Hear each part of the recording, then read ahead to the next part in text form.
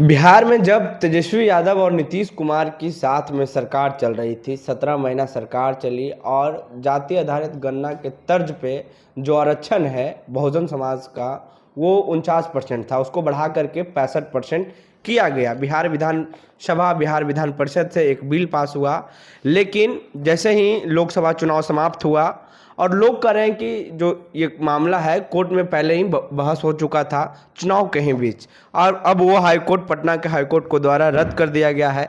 हमारे साथ बात करने के लिए रणविजय साहू हैं, आरजेडी के विधायक हैं। सर, कैसे देख रहे हैं जो आरक्षण आप लोग बढ़ाएं फिर उसको पहले हाईकोर्ट ने रद्द कर दिया? देखिए, एनडीए की सरकार, भारतीय जनता पार्टी की सरकार लगातार आरक्षण विरोधी है, गरीब विरोधी है, कमजोर विरोधी है और उसने लगातार विरोध करने का काम किया।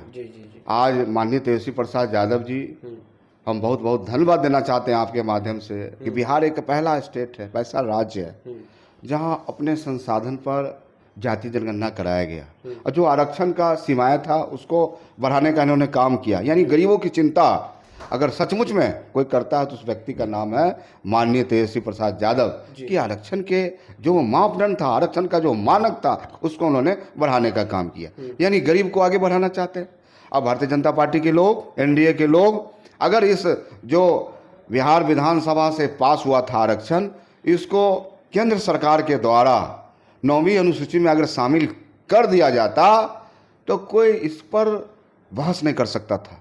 लेकिन आज माननीय उच्च न्यायालय में किसने याचिका दायर किया? भारतीय जनता पार्टी, आरएसएस के लोगों ने दायर करने का काम किया, जिसके कारण आज जो आरक्षण का सीमा बढ़ाया गया था उस पर माननीय न्यायालय का रोक लगा। लेकिन राष्ट्रीय जनता दल चुप बैठने वाला नहीं है।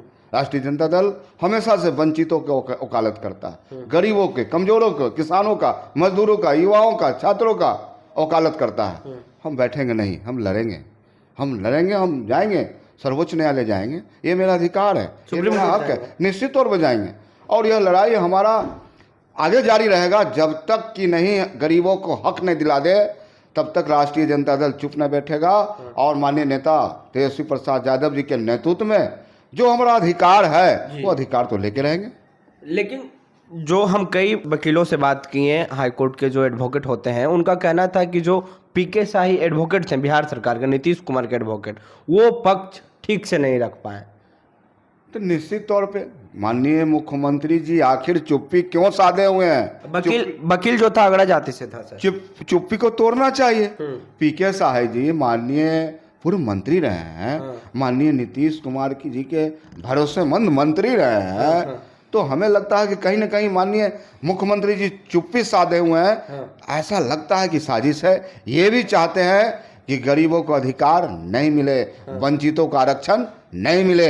लेकिन साहब, यह है बिहार, यह लालू का बिहार है, जहां अम्बेडकर के विचारधारों को अगर सचमुच ने धरती पर किसी व्यक्ति ने लागू करने का काम किया था, उस व्यक्ति का नाम है माननीय लालू प्रसाद यादव। इसलिए निश्चित तौर पे हम लड़ाई को लड़ेंगे और जो मेरा अधिकार है उसको लेने का काम करेंगे। आरक्षण के लिए आप लोग रोड पे उतरेंगे? निश्चित तौर पे राष्ट्रीय जनता दल सड़क से लेकर सदन तक संघर्ष करने में विश्वास रखता है। कई ऐसे आयाम है, कई ऐसे संघर्ष है जिसको राष्ट्रीय जनता दल ने संघर्ष के बदौलत स्थापित करने का काम किया है। इसमें किसकी संलिप्तता आपको लगती है आरक्षण रद्द होने में? पूरी तरह से भारतीय जनता पार्टी के लोग। आप बताइए, जो याचिका दायर किया है वह व्यक्ति यूपी का रहने वाला है। आखिर उसको क्या इंटरेस्ट हो सकता है? ये साहब, आरक्षण जो है बिहार का है। गरीबों की जो आरक्षण बढ़ाने का जो मानक बढ़ाया गया, तो आखिर बिहार के लोगों से ही मतलब था।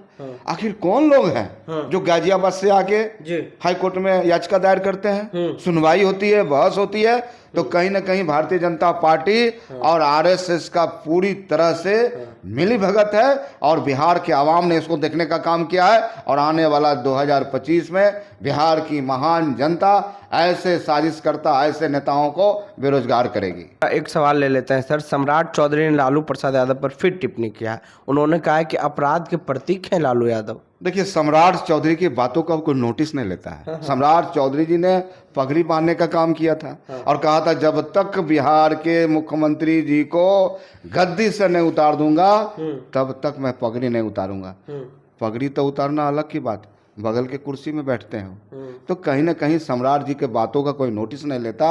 और सम्राट जी तो यहीं के विद्यालय से पढ़ के आगे निकले हैं। लालू जी के ही पाठशाला से निकल के आगे बढ़े। यानी राष्ट्रीय जनता दल वह फैक्ट्री है, वह नेता बनाने का जगह है जहां यहाँ नेता बनाया जाता है। तो ये है रणविजय साहू, और इनका साफ कहना है कि हम आरक्षण के लिए सड़क से लेकर के सदन तक लड़ाई लड़ेंगे, और हम सम्राट चौधरी के जो बातों का हम वैल्यू नहीं देते हैं, कोई मायने नहीं रहता है। बहरहाल हमारी बातचीत में आपकी क्या राय है नीचे कमेंट बॉक्स में दें। फेसबुक पे देख रहे हैं वीडियो को शेयर कर लें, यूट्यूब पे देख रहे हैं हमारे चैनल को सब्सक्राइब कर लें। बहुत बहुत धन्यवाद।